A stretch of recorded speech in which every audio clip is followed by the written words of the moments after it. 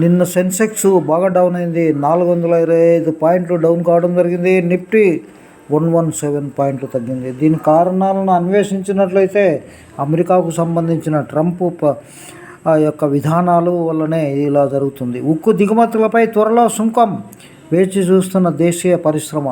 అమెరికాలో సున్నా వ్యూహం, ప్రతీకార టారిఫ్ ప్రమాదానికి ఇదే పరిష్కారం. గ్లోబల్ ట్రేడ్ రీసెర్చ్ ఇన్నోవేషన్ సూచన.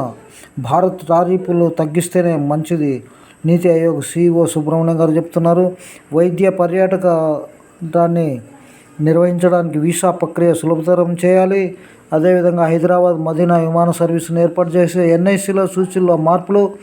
దివిషేర్కు నష్టాలు ముఖ్యంగా మనం గమనించుకుంటే ఈరోజు హాలిడే కావున ఈ వారం అంతా ఒడుగులతోటి తక్కువతోటి నడిచింది. కాబట్టి నెక్స్ట్ వీక్ గురించి రేపు వీడియో చేద్దాం. నమస్తే.